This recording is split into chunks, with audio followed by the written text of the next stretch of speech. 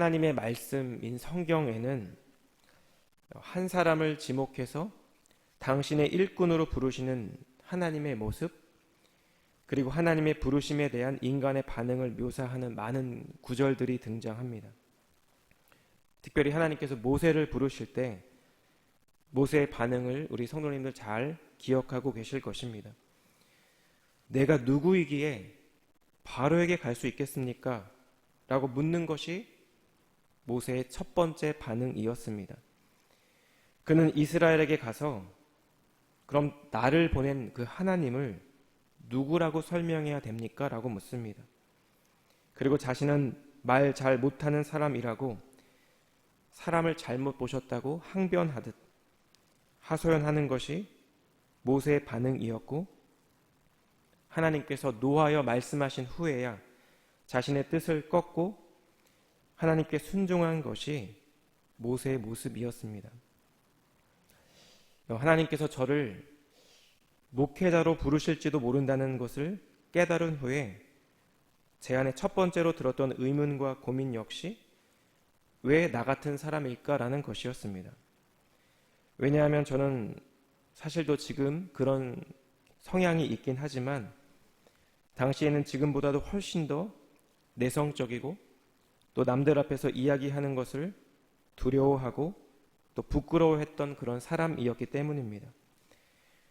그래서 이렇게 여러 가지로 부족하고 연약한 나를 하나님이 왜 목회자로 주님의 일을 감당하는 자로 부르셨는지 저는 사실 잘 이해가 되지 않았습니다. 아마도 교회에서 목자로 목녀로 또 어떤 사역을 동역해달라는 제안을 받을 때 우리는 종종 나의 연약한 모습 때문에 내가 이 일을 하기에 적격한 사람인지에 대한 불확실한 마음 때문에 하나님의 일에 헌신하기를 주저하는 그런 경험들을 할 때가 있습니다. 저희가 지금 묵상하고 있는 이 사무엘상 본문을 보면 사울은 위대한 선지자 사무엘을 통해 자기가 이스라엘의 왕이 될 것이라는 이야기를 들은 후에 자신이 무엇을 해야 할지 전혀 알지 못하는 모습을 보여줍니다. 왜냐하면 사울은 아마도 자기가 왕이 된다는 생각을 단 한 번도 해본 적이 없었을 것이기 때문입니다. 이 사무엘상 9장에 아버지가 잃어버린 암나귀들을 찾다가 우연히 사무엘을 만나게 된 사울의 모습이 나오는데요. 이스라엘의 온 집이 사울과 사울의 집에 기대를 걸고 있다라는 이 사무엘의 말에 사울이 이렇게 대답합니다. 9장 21절입니다. 사울이 대답하여 이르되 나는 이스라엘 지파의 가장 작은 지파 베냐민 사람이 아니니까 또 나의 가족은 베냐민 지파 모든 가족 중에 가장 미약하지 아니하니까 당신이 어찌하여 내게 이같이 말씀하시나이까 하니. 실제로 베냐민 지파는 이스라엘 12지파의 마지막 지파일 뿐만 아니라 과거 레위인의 첩사건으로 인해 이스라엘 전체를 상대로 전쟁을 일으켜 거의 멸망할 뻔했던 그런 지파입니다.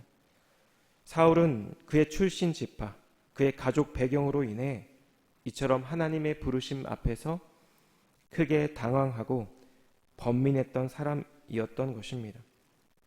그런데 오늘 우리가 함께 읽은 이 본문의 말씀은 그럼에도 불구하고 그의 연약함, 그의 부족함에도 불구하고 하나님께서 어떻게 사울을 부르셨고 어떻게 그가 하나님의 일을 감당할 수 있도록 이스라엘의 초대 왕으로 세워질 수 있도록 그를 인도해 주시고 도와주셨는지를 우리에게 전달하고 있습니다.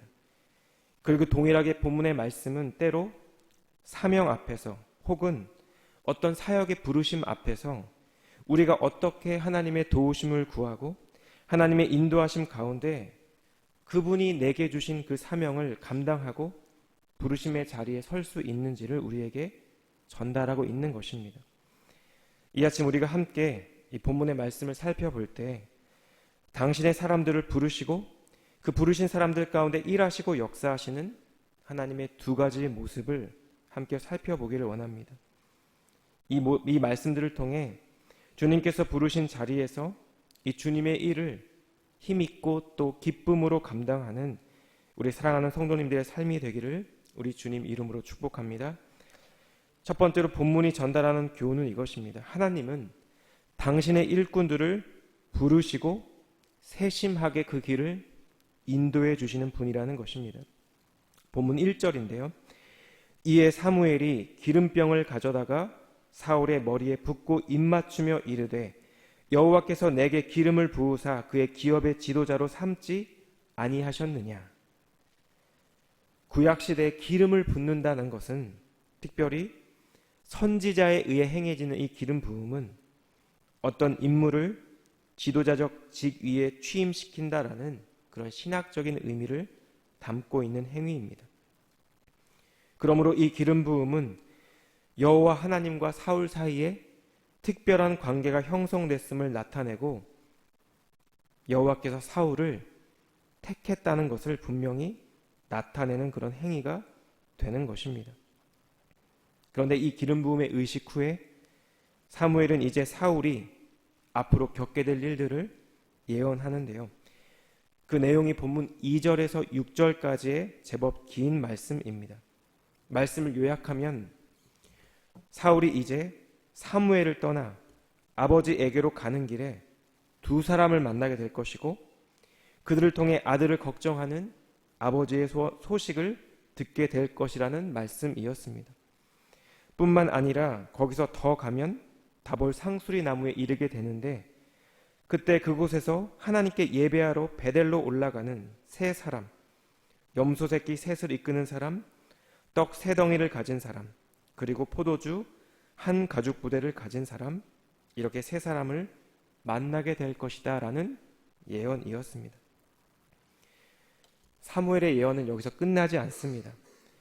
사울이 하나님의 산에 이르게 될 것이고 거기서 그가 선지자의 무리를 만나게 될 것이고 그때 사울에게 여호와 영이 크게 임하여 사울도 그들과 함께 예언을 하고 또한 변하여 새 사람이 된다는 것입니다. 이 모든 일들을 상세히 설명한 후에 본문 7절과 8절 말씀에 사무엘이 이렇게 덧붙입니다. 이 징조가 내게 임하거든 너는 기회를 따라 행하라. 하나님이 너와 함께 하시느니라. 너는 나보다 앞서 길갈로 내려가라. 내가 내게로 내려가서 번제와 화목제를 드리리니 내가 내게 가서 내가 행할 것을 가르칠 때까지 7일 동안 기다리라. 사무엘은 왕으로서 기름 부음을 받은 사울이 이제 앞으로 경험하게 될 여러 일들을 굉장히 구체적으로 말씀해주고 있습니다. 이 성경의 독자의 입장에서 사무엘의 말이 굉장히 길고 장황해 보이는 것이 사실입니다. 그런데 사무엘이 이처럼 세밀하게 사울에게 이야기한 이유는 사울에게는 이러한 사무엘의 자세한 설명과 지시가 필요했기 때문이었습니다. 하나님의 부르심을 받을 당시 사울은 자신의 출신 배경으로 인해 자격지심이 있었던 사람이었고 사람 앞에 나서기를 주저했던 사람이었습니다.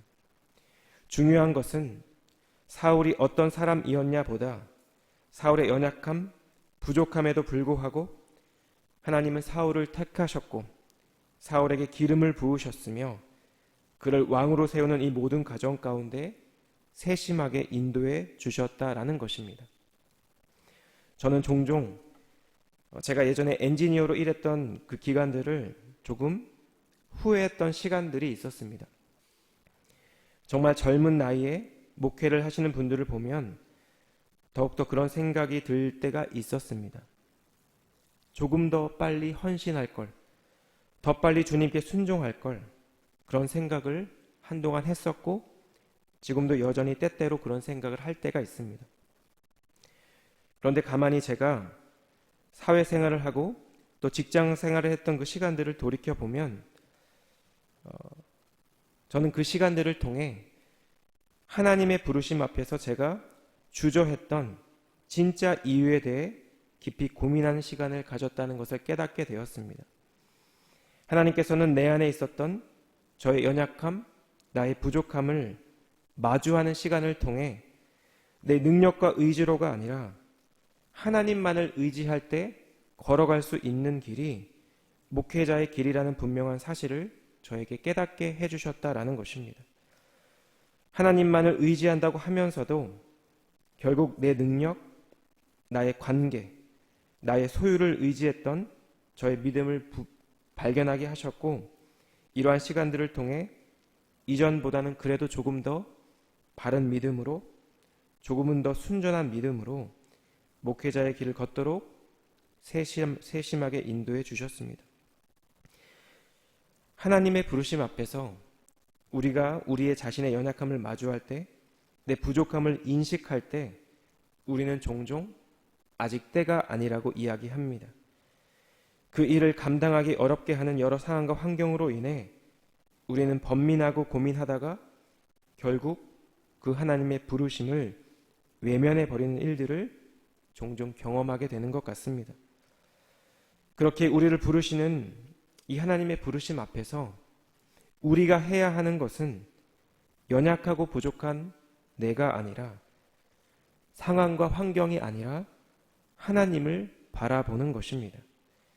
그리고 하나님 앞에서 아주 작은 순종의 걸음, 순종의 한 발을 내딛어 보는 것입니다. 사무엘에게 기름 부음을 받고 자신에 대한 예언의 말씀을 들은 사울이 한 것은 그저 사무엘 말대로 사무엘이 말한 곳으로, 그곳으로 가는 것이었습니다. 그리고 그 작은 순종을 통해 사울은 사무엘의 예언들이 모두 성취되는 것을 경험했고, 이러한 시간들은 분명히 사울이 왕으로 세움받는 과정 가운데 그에게 영향을 미치게 되었을 것입니다. 사울을 부르셨던 그 하나님께서는 지금 우리 공동체 가운데 이 하나님의 일을 감당하는 자로 우리 사랑하는 성도님들을 섬김의 자리, 사역의 자리, 그리고 예배의 자리로 부르고 계신 줄 믿습니다. 우리 각 개인을 그리고 공동체를 향한 그 부르심 앞에서 내 연약함, 내 부족함, 제한적인 상황과 환경을 바라보는 것이 아니라 하나님을 바라볼 수 있는 그 믿음이 우리 안에 회복되기를 주님의 이름으로 축복합니다. 당신의 사람들을 부르시고 부르실 뿐만 아니라 그 부르심을 감당할 수 있도록 인도해 주시고 세밀하게 도우시는 그 하나님을 더 깊이 만나고 누리며 경험하게 되는 우리 사랑하는 성도님들의 복된 하루 되기를 우리 주님 이름으로 축복합니다. 두 번째로 본문이 전달하는 교훈은 이것입니다. 하나님께서는 이렇게 당신의 사람들을 부르시고 주님의 영을 부어주신다라는 것입니다. 본문 9절 말씀은 사울이 사무엘을 떠나려고 몸을 돌이킬 때에 하나님께서 어떤 일을 행하셨는지를 우리에게 전달하고 있는데요. 그것은 새 마음을 주시는 것이었습니다. 9절 말씀입니다. 그가 사무엘에게서 떠나려고 몸을 돌이킬 때 하나님이 새 마음을 주셨고 그날 그 징조도 다 응하니라. 이와 유사한 표현이 본문 6절에 등장하는데요. 그것은 여호와의 영이 사울에게 임하게 될 것이고 사울도 그들과 함께 예언을 하고 새 사람이 된다는 표현입니다.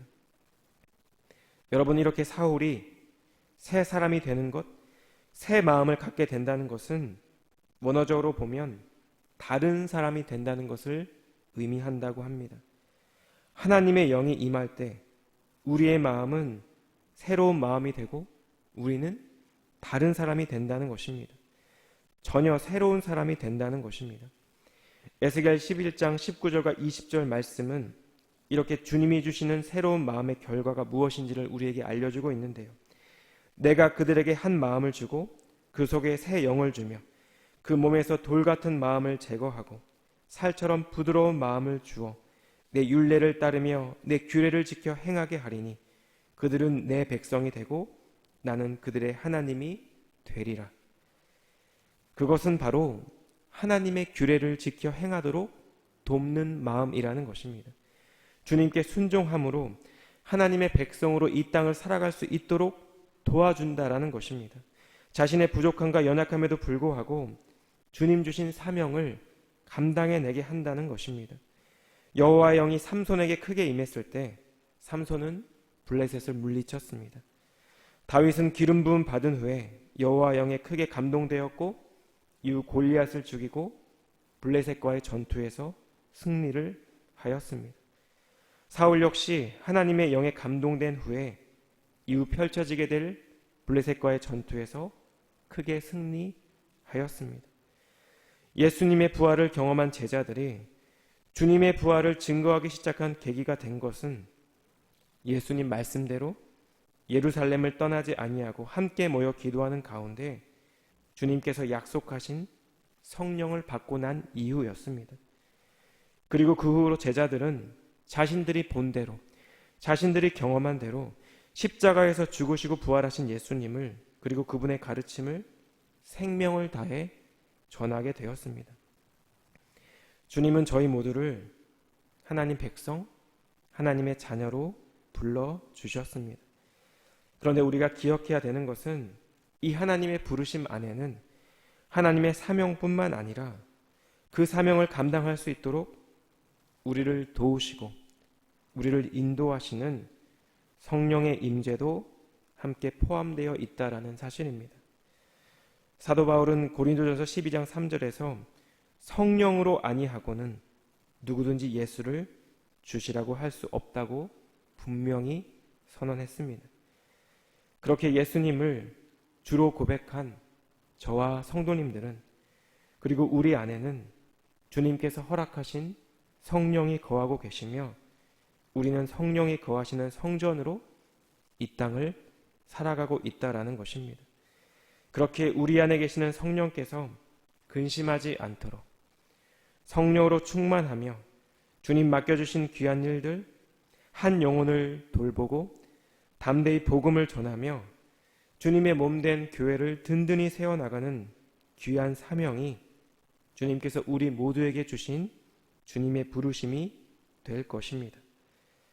우리를 친히 부르시고 그 부르심의 자리에서 주님께서 주신 사명을 능히 감당할 수 있도록 우리를 도와주시고 우리를 인도하시며 성령을 통해 우리 가운데 역사하시는 그 주님을 더 깊이 만나고 그 주님께 존귀하게 사용되는 우리 성도님들의 귀한 삶의 자리, 또 복된 하루 되기를 우리 예수님 이름으로 간절히 축복합니다.